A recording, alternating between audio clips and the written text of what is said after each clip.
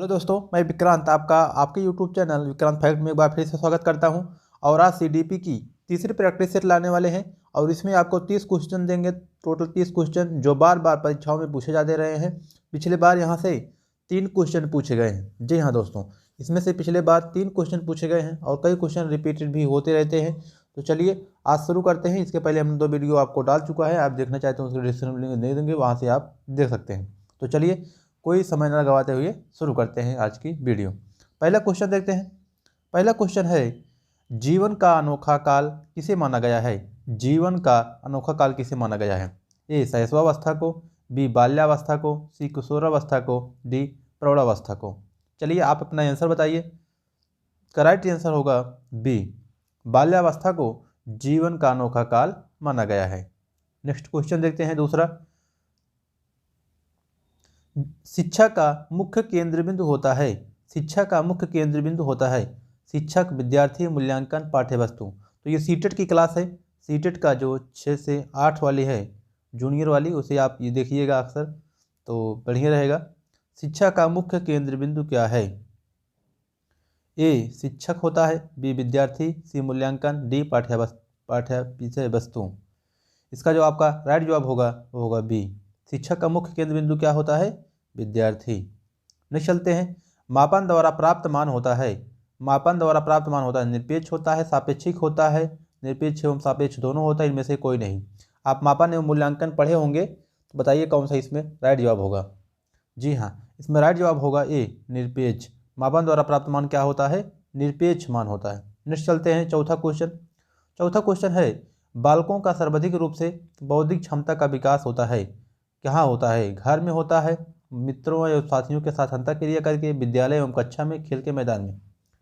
तो चौथे का आपका राइट जवाब होगा वह होगा सी, मतलब कि जो बालकों का सर्वाधिक रूप से बौद्धिक विकास होता है वह होता है विद्यालय और कक्षा में। नेक्स्ट चलते हैं। अभिवृत्ति से प्रभावित होता है, बालक का व्यक्तित्व प्रभावित होता है, व्यवहार प्रभावित होता है, या अधिगम या उक्त दोनों होता है प्रभावित।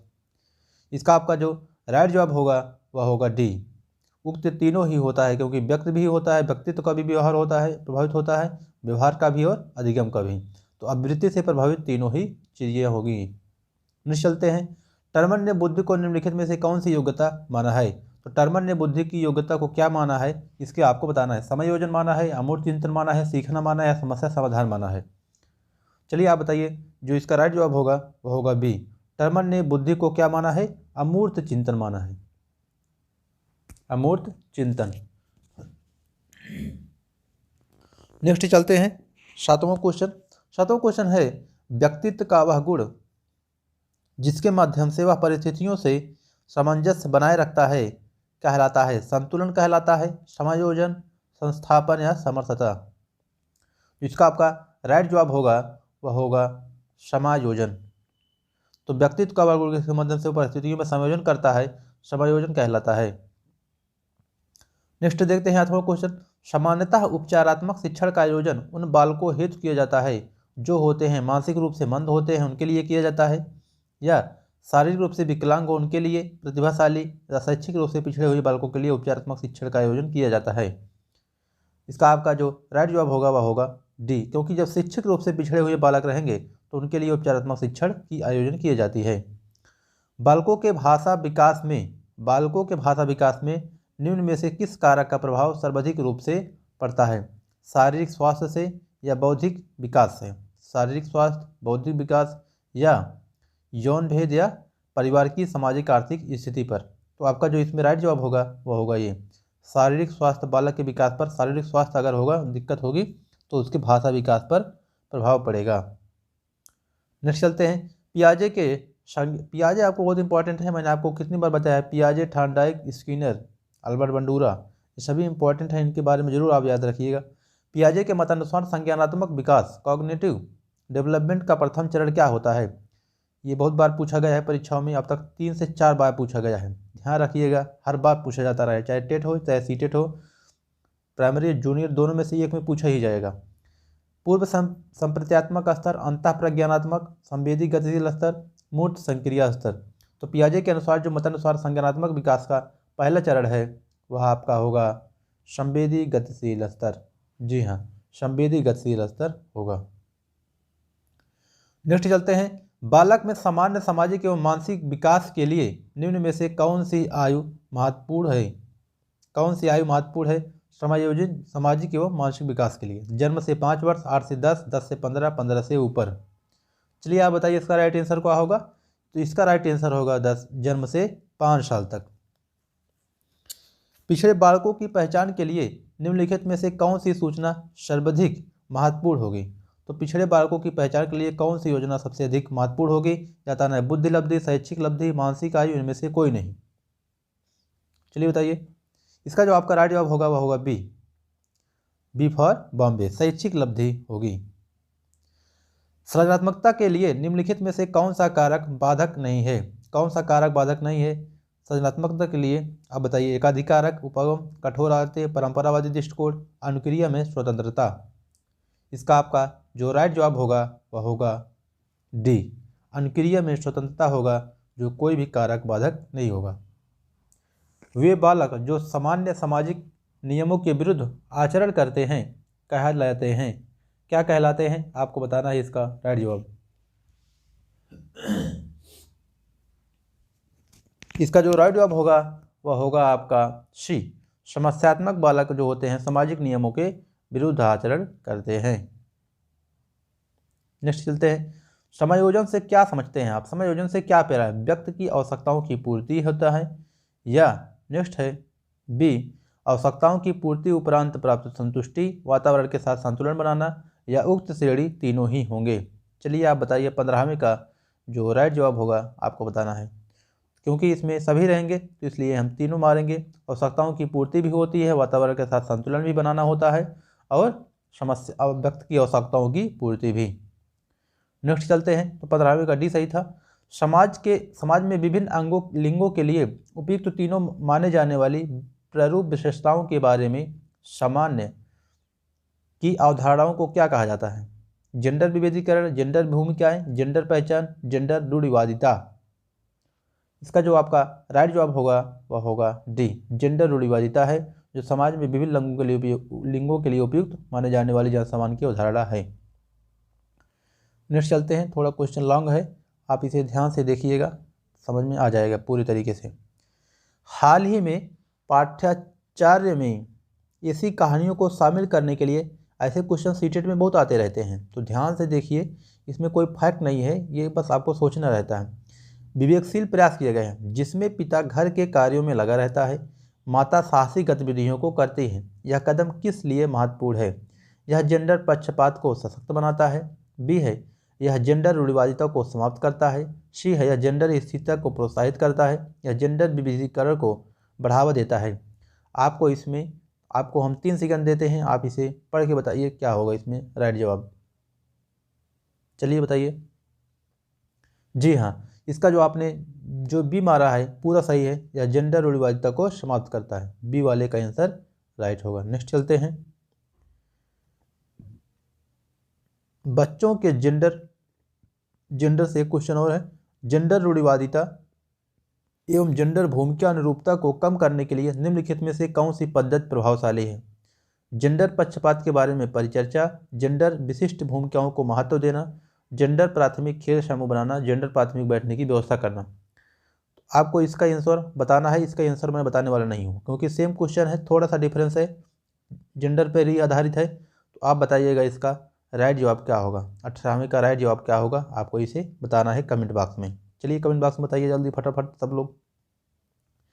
नेक्स्ट है, अनेक घटनाओं के बारे में बच्चों के द्वारा बनाए गए पहचानों, सहानुभूत सिद्धांतों, नेवी थ्योरीज के संदर्भ में एक शिक्षिका को क्या करना चाहिए? इसका आपको बताना है राइट जवाब।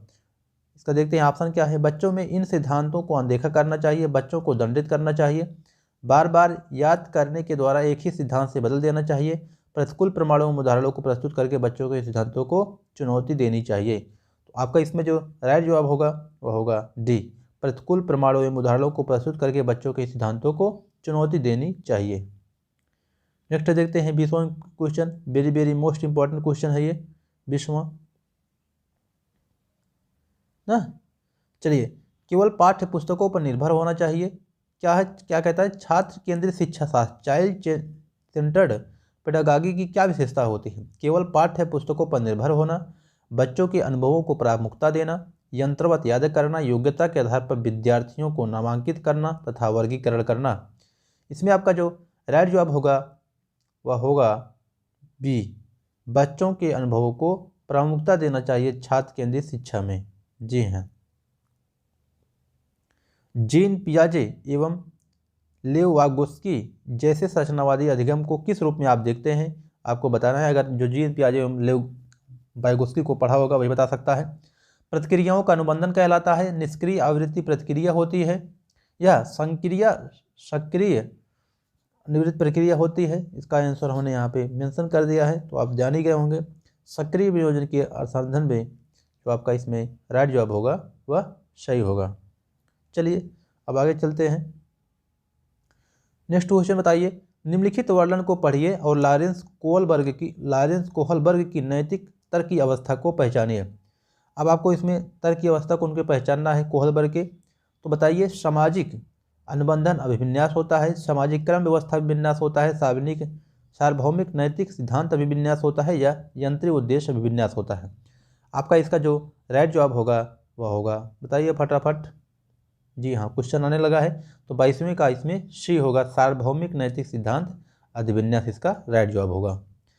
निम्नलिखित व्यवहारों में कौन सी जीन पियाजे के द्वारा प्रस्तावित मूर्त संक्रियात्मक अवस्था को विश्लेषित करता है? आपको भी हम बता चुके हैं, मूर्त संक्रियात्मक अवस्था को गलत बिल्कुल नहीं करना है। जो इसका ऑप्शन है वह है परिकल्पित निगमनात्मक सिद्धात्मिक विचार, संरक्षण बस कक्षा समावेशन, अस्थगित अनुकरण पदार्थ स्थायित्व, प्रतीकात्मक खेल विचारों की अनुत्क्रमणीयता। इसका आपका जो राइट जवाब होगा वह होगा संरक्षण कक्षा समावेश। बी आपका is the right answer. Next देखते हैं 24वां क्वेश्चन, बच्चों के संज्ञानात्मक विकास के संदर्भ में निम्नलिखित में से कौन सी जीन पियाजे की संरचना है? ये बहुत मोस्ट इंपॉर्टेंट क्वेश्चन है। आपको बता चुका हूँ जीन पियाजे के जितना भी क्वेश्चन है सभी मोस्ट इंपॉर्टेंट हैं। स्कीमा है, अवलोकन अधिगम है, अनुबंधन है या प्रबलन है? इसका जो आपका राइट जवाब होगा वह होगा स्कीमा। तो स्कीमा है इनकी संरचना। नेक्स्ट देखते हैं, इनमें से किस वैज्ञानिक ने बच्चों को ज्ञान के सक्रिय जिज्ञासु के रूप में देखते हुए उनके चिंतन पर सामाजिक एवं सांस्कृतिक विषय वस्तु के प्रभाव को महत्व दिया है? किसने दिया है? बी वाटसन ने दिया है, वागोस्की ने दिया है, जीन पियाजे ने दिया है, कोहलबर्ग ने दिया है। चलिए आप बताइएगा इसका राइट आंसर क्या होने वाला है। जी हाँ, इसका राइट आंसर होगा जीन पियाजे। तो जीन पियाजे इसके राइट आंसर हैं, जो कहते हैं कि बच्चों के ज्ञान को सक्रिय जिज्ञासु के रूप में हम देखना चाहिए। नेक्स्ट देखते हैं 26वां क्वेश्चन है, संवेग के किस सिद्धांत को द्विकारक सिद्धांत कहते हैं? किस सिद्धांत को द्विकारक सिद्धांत कहते हैं? जेम्स लैंग सिद्धांत, शेल्टर का सिंगर सिद्धांत, कैलन का बार्ड सिद्धांत या इनमें से कोई नहीं? तो आपका जो 26वें का राइट आंसर होगा वह होगा शेल्टर सिंगर सिद्धांत को सिद्धांत का द्विकारक सिद्धांत भी कहा जाता है। अब बताइए, ये भी बहुत क्वेश्चन पूछा गया है, तो टेट में बहुत बार पूछा गया है। टेट में ये क्वेश्चन बहुत बार पूछा गया है। प्रौढ़ावस्था जीवन का संचयी काल किस अवस्था को कहा जाता है? किशोरावस्था, बाल्यावस्था, शैशवावस्था? चलिए अब इसका आप बताइए राइट जवाब क्या होगा। जी हाँ, इसका राइट जवाब होगा डी, शैशवावस्था। जीवन का संचयी काल किस काल को कहा जाता है, किस अवस्था को कहा जाता है? शैशवावस्था को कहा जाता है। नेक्स्ट देखते हैं 28वां क्वेश्चन, इनमें से कौन सा चरण मनोसामाजिक विकास का अंतिम चरण है?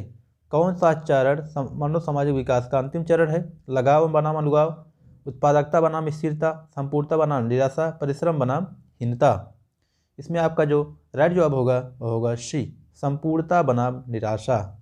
नेक्स्ट देखते हैं 29वां क्वेश्चन, मापन को हम उस प्रक्रिया के रूप में परिभाषित कर सकते हैं जिसमें किसी व्यक्ति या पदार्थ में निहित विशेषता का आंशिक वर्णन होता है। यह परिभाषा किसके द्वारा दी गई है? हेल्मस्टेडर द्वारा दी गई है। आपको बताना है परिभाषा किसके द्वारा दी गई है। फिर है कैंपबेल या मोर्डॉक या ब्रैडफील्ड के द्वारा या स्टीवेंसन के द्वारा दिया गया है। तो यह परिभाषा दी गई है हेल्मस्टेडर के द्वारा दी गई है। यह परिभाषा कि मापन को हम उस प्रक्रिया के रूप में परिभाषित कर सकते हैं जिसमें किसी व्यक्ति या पदार्थ में निहित विशेषता का आंशिक वर्णन होता है। यह परिभाषा किसने दी है? हेल्मस्टेडर ने। तो ये मापन मूल्यांकन से दूसरा क्वेश्चन था। इसका क्वेश्चन मैं आपको नहीं बताने वाला हूँ, आपको इसका क्वेश्चन बताना है। 30 क्वेश्चन है, ग्रंथियों के आधार पर व्यक्तित्व का विभाजन किसके द्वारा किया गया है? व्यक्तियों के आधार पर, ग्रंथियों के आधार पर व्यक्तित्व का विभाजन किसने किया है? ऑलपोर्ट या फ्राइड ने किया है, या कैनन ने किया है, या यूंग ने किया है? इसका जो आंसर होगा आपको बताना है। तो आपको हम इसमें बता देते हैं। पहला क्वेश्चन तो ये ऑलपोर्ट ने नहीं दिया है। इन तीनों में से आपको छाट कर बताना है कि कौन होगा, बी होगा, सी होगा या डी होगा। इसका आंसर आप बताइएगा। तो प्लीज़ ऐसे वीडियो को देखने के लिए लाइक, सब्सक्राइब और शेयर करना मत भूलिएगा। ठोक दीजिए लाइक, शेयर। और आपको ईवीएस की क्लास चाहिए तो हमें बता दीजिए, हम ईवीएस की क्लास आपको दे देंगे। तो आज के लिए बस इतना ही। तो इस क्वेश्चन को आप ध्यान से देखिएगा। Very very most important question है, हमने पुटअप किया है, जो बार बार परीक्षाओं में पूछे जाते रहे हैं। तो इस लिंक को शेयर कीजिएगा तभी भाइयों एवं भाइयों गृहिणियों को। तो जल्दी जल्दी इसको शेयर कर दीजिए फटाफट। जय हिंद।